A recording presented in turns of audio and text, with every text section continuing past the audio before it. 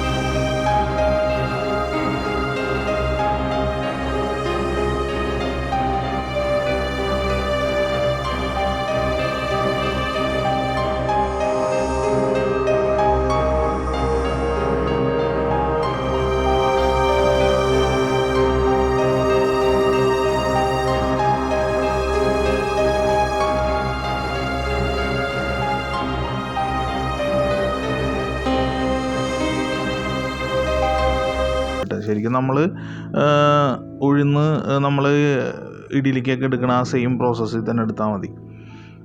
അത് കഴിഞ്ഞിട്ട് നല്ല രീതിയിൽ നമ്മളിത് പരത്തി കൊടുക്കുക.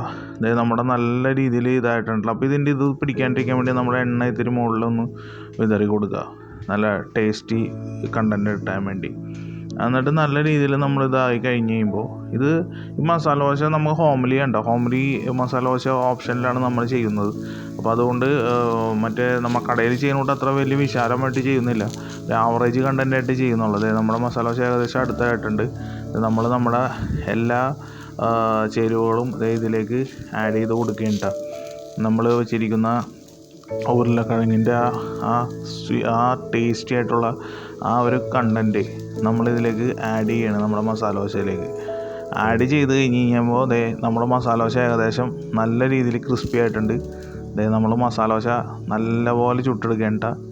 നല്ലപോലെ ശ്രദ്ധിക്കുക. നമ്മൾ ആവറേജ് ഒരു വെള്ളം തളിച്ച് ഇത് ചെയ്ത് കഴിഞ്ഞാലാണ് നമ്മൾ അടി പിടിക്കാണ്ടൊക്കെ കിട്ടുള്ളൂ. അപ്പോൾ നമ്മൾ നല്ല രീതിയിൽ നമ്മുടെ മസാല ദോശ കറക്റ്റായിട്ട് മടക്കേണ്ട. അത് നമുക്ക് ഇഷ്ടമുള്ള രീതിയിൽ മടക്കാം കേട്ടോ. ഇപ്പോൾ നമുക്ക് വേണമെന്നുണ്ടെങ്കിൽ എങ്ങനെ ടൈപ്പിൽ വേണമെങ്കിലും നിങ്ങളുടെ ഇഷ്ടം അനുസരിച്ച് മടക്കിയെടുക്കുക.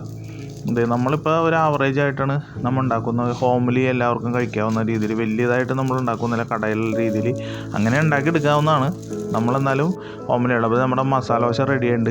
നിങ്ങളെല്ലാവരും സബ്സ്ക്രൈബ് ചെയ്യണം കേട്ടോ. സബ്സ്ക്രൈബ് ചെയ്ത് ഏറ്റവും പ്രധാനം നമുക്ക് സബ്സ്ക്രിപ്ഷനാണ്. അപ്പോൾ അതേപോലെ തന്നെ ലൈക്ക്, നമ്മുടെ ചാനൽ സബ്സ്ക്രൈബ് ചെയ്യുക, ലൈക്ക് ബട്ടൺ. അപ്പോൾ ഞങ്ങളുടെ ചാനലിൽ എന്തായാലും നിങ്ങൾ സപ്പോർട്ടീവ് ചെയ്താൽ മാത്രമേ നമുക്ക് ആ ഒരു ഇതുള്ളൂ. ഞാൻ എപ്പോഴും പറയും, പക്ഷേ നിങ്ങൾ സബ്സ്ക്രൈബ് ചെയ്യുന്നില്ല. നിങ്ങൾ സബ്സ്ക്രൈബ് ചെയ്യുക.